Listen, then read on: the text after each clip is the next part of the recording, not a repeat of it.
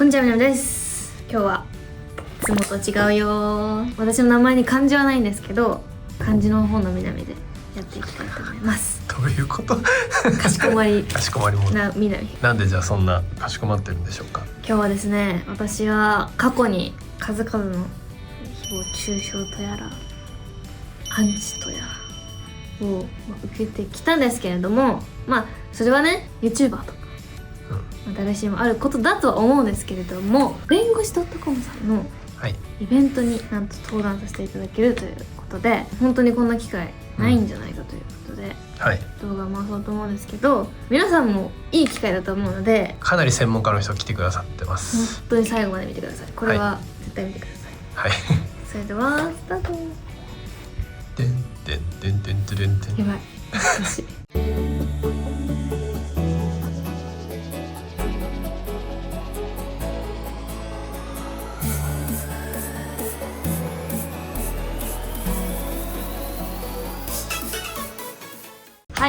ということで、皆さんにどんなイベントに登壇するのかとか、弁護士 .com さん、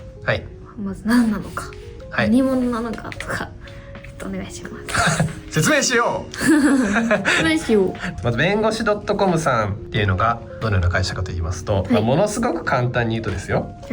相談者、なんかこう法的な被害とか悩みを持っている人と法律をつなぐサービスというのを運営していらっしゃる方でございます。実際普通に生きてたらいきなりすぎるじゃないですか、トラブルって。そうですね。しかもね、弁護士さんにこうどうやって連絡取ったらいいかもうわからんか、とりあえず検索してみるみたいな感じになった時に、でもその人が合ってるかもわかんない、専門領域とかあるじゃん、いろいろその人に。だからそういうのが分かる弁護士 .com っていうサービスとかが実際あったりして、そこなんと3万弱ぐらいの弁護士さんがいらっしゃいます。それの紹介というか調べたりもできるっていう、日本の法律に詳しい人たちをつないでらっしゃる会社で、そこは20周年でございます。で、今じゃあ法的に日本でいろんな問題あるけど、誹謗中傷、これがかなり大きい問題じゃないかっていうので、弁護士 .com さんが今回なんか炎上チェッカーっていう、こういうの出すと炎上しちゃうかもっていうのをなんか AI でチェックできるっていうサービスを出されるみたいなんですけど、そういうのも記念してこう誹謗中傷のリアルをこう弁護士さんとか実際に受けてる方に聞きたいっていう話になりましたという時に南さんになんとお声掛けが、結構長いアンケートで実際どんなことあったかとか、あと先方のね、方と打ち合わせもしてどういう体験してきたのって話をしましたね。長々とさせていただきました。そして今日本番なんですけど、一般の人向けにやるイベントじゃないんで、皆さん知らないかもですけど、どのような誹謗中傷が来たのかとかを、情報をそうね、もう 7,8 年やってますからね、提供させていただいて、そこでこう登壇して、でもやっぱやってないと分かんないことって結構あるなって思ったのが、コメント DM が多いんですよねっていうのを結構質問でお話しさせてもらってたけど、実際やってる側としてはさ、結構今切り抜きで、その中でコメントがすごい集まったりとか、切り抜きで炎上とかアンチが来るのがほとんどじゃないですか最近は。そういうのを伝えたりとか、そういうだからリアルをこの場でまた弁護士さん交えてお話できるってことで、だから僕らも逆に話しながら気になったのでいくと、誹謗中傷って結局でも定義って何みたいなのとか、皆さんと一緒に学んでいってみたいな、すごいね。でも弁護士 .com さんこれをきっかけに本気で誹謗中傷をなくすための最初のイベントにするとおっしゃってた。なので今日はこんな感じのスタイリングです。なんか死後的 OL 感。そうです。もはやあなたが弁護士ですかもしれないよこれはってくらいちょっと、やっぱりしっかりとした場なので今日は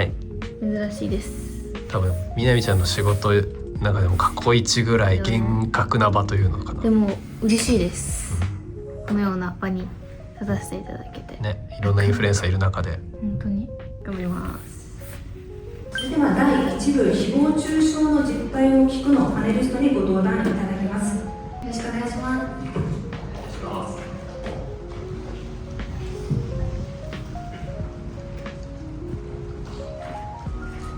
南さんは12歳から TikTok や YouTuber などで活動を開始し、現在は500万人以上のフォロワー数を有するインフルエンサーです。また清水洋平弁護士は誹謗中傷問題の第一人者としてネッネット中傷の削除や発信者情報開示請求などの実務に取り組んでこられました。本日は法的な観点での解説をいただきます。お願いします。いわゆる誹謗中傷っていうような辛い言葉が向けられるようになったので、いつ頃、どのタイミングですか？もともとはやっぱり自分が好きでやっていたものなので、初めから誹謗中傷だったりするいわゆるアンチが来ることっていうのはなかなかないことで、ファンの方に見てもらってるだけで TikTok をやっていたんですけれども、やっぱおすすめ欄というファンの方以外にも見られる場所に私が作る動画があったりすると、やっぱり心ないコメントとかも多くなっていって、 TikTok では少しだったんですけども、そこから YouTube を始めることによって YouTube のコメントはほぼ全部が誹謗中傷だったり、動画に関係のないような言葉もたくさん来ていて、そこがやっぱり私的には誹謗中傷の始まりだったなという、YouTube 始めたてがそうですね、一番ひどかったです。南さんの場合、YouTube の最初の投稿が非常に一番辛い誹謗中傷だったっていうと、具体的にどういう内容でしたか？やっぱり TikTok では加工というものがつくので、容姿に対してのコメントだったり、 YouTube はやっぱり加工なので、本当具体的にお話しすると顔が違ったり、嘘だったり自然だったりとか、本当にそういうものが何千ときました。それ以外にも、例えばそのマナーに関するものとか、そういう細かいことでですね、いろいろ誹謗中傷もあると伺ったので、具体的にどういう内容ですか？それはそうですね、私が印象的なもので言うと、いちごを手で食べたり、人からいただいたものだったので練乳をかけたりした YouTube の本当一つのシーンが TikTok 上で切り抜かれてしまうと、それが本当に今何百万と再生されていて、いちごを送った方に失礼だとか、パスタを吸ってしまったりとか、そこから広がっていって誹謗中傷につながったというか、見え方が悪くなってしまうと、やっぱそういうコメントが多くなったりします。家族に対する批判といいますか、そういった心ないことが向けられたということを聞いたんですか？ありますね。家族に迷惑がかかってしまうこととかも多くあって、姉妹に対してだとか、両親に対してのアンチだったり誹謗中傷も少なくないので、そういうことだったり、住所とかも一時期さらされてしまったところもあって、不審物が家に届いたりとか、そういう時中学3年生だったので、両親に学校も送り迎えもしてもらったり、友達と帰りたかった時にもできなかったこともあって、大変なこともあったんですけど、そうですね、助けてもらいながら、LINE のオープンチャットでプライバシーが侵害されるようなことがあったと、具体的にその住所をさらされるとか、あとご家族に含めた南さんに対する殺害予告のようなものがあったと聞いたんですが、そういった内容はどうですか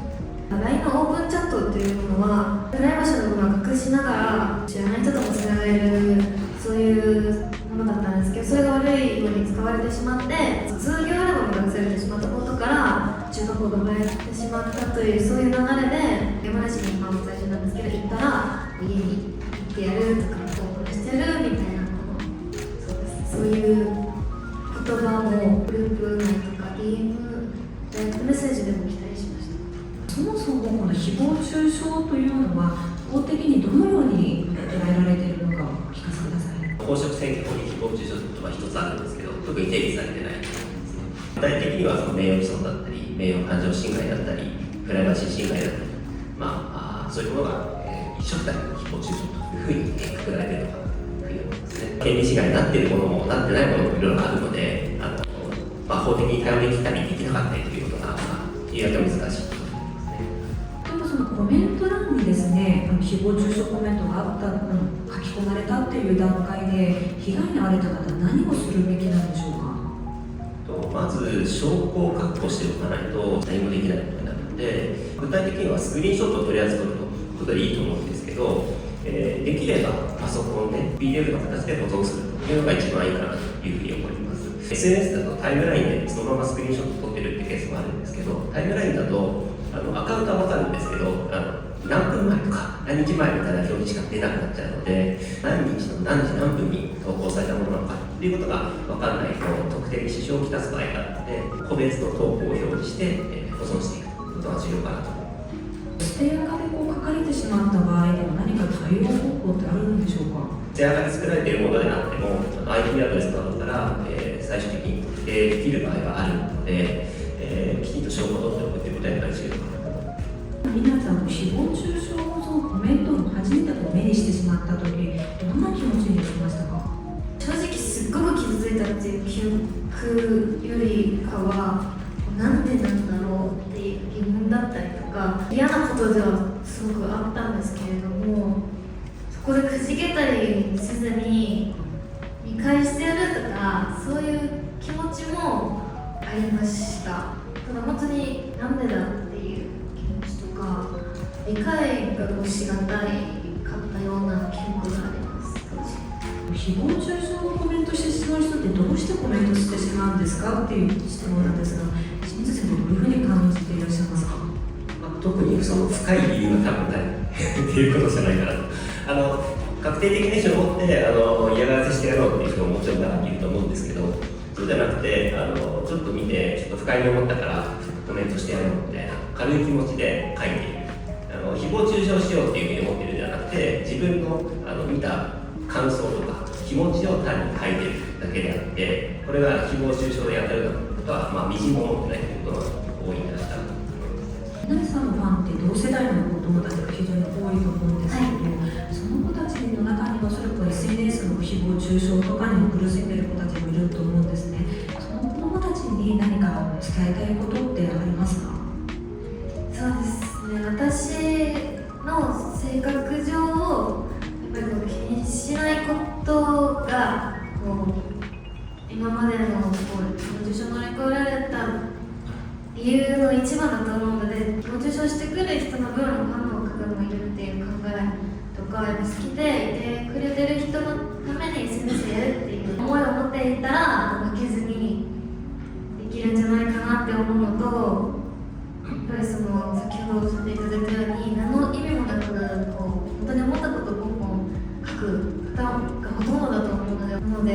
軽く流すっていうのも人によっては難しいと思うので軽くは言えないですけども、深く考えすぎないこととか、他の方を誰にするとか、少しでもそういう考えを持ってもらえたらいいんじゃないかなと思います。やっぱり気にしすぎないっていうことはご重要かなというふうに思いますね。その炎上とか誹謗中傷を受けてるとまさに自分が本当に被害の中心にいるみたいな感じになるんですけど、SNS の世界ってある意味狭くてですね、界隈から外れると全く見られてないということも結構あるので、一回ちょっと冷静になって世界中から批判されてるわけじゃないというのは伝えたりしていますね。こういった貴重な機会、貴重なイベントに登壇させていただいてとてもありがたく思っていて、貴重な話も直接聞かせていただくことができて、これからも私の力とかにもなったり、今日は YouTube を出演させていただいているので、これを見たファンの方だったり、他のインフルエンサーだったりモデルさんたちが思いを加えていけたらいいなとか、他の方に勇気を与えられるように私も頑張っていきたいなと思いました。法的対応だけじゃなくて、厚労省とかが心の相談みたいなことをやってたりしますし、身近な人にやっぱり相談してみるっていうことで心の平和を保てることもよくあるんじゃないかなと思いますので、誹謗中傷を受けた時に一人で悩まないで周りに相談してみるということが重要じゃないかなというふうに思います。南さん、清水先生、ありがとうございました。ありがとうございました。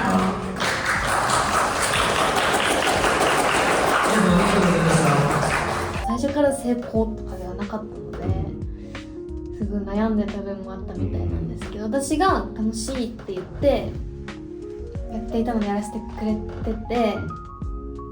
今思うとあの時小学6年生だったので何も分からずにやってたんですけど、大変だったんだなっていうのを後から。すいません、さっきイベントに登壇されてた南さんですよね。今フラッシュがたくさんお疲れ様でした。さっきでもそんな日じゃないぐらいフラッシュというかカメラありましたけど、ちょっちょっとねさすがに記者の人の顔とか映せないと思って会場取らなかったけど満席でした。満席でした。ちょっとね、見せれなくて残念なぐらい本当テレビで見るような記者会見みたいな感じだった。しかもかなりテーマが難しいから宮城さんも聞いててかなり言葉を選んで選びました。選びました選びましたやっぱ難しかった。いろんな記者さんがいるのでどう捉えるかわからないから、私が言った言葉が全てじゃん、どう伝わるかがわからなくて、うんちょっと難しかったです。いや聞いててすごいね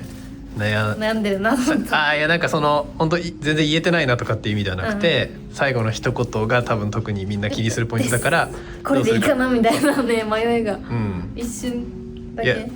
あったと思うけどでもやっぱ周りの人もいやすごいよく伝わったって言ってたんで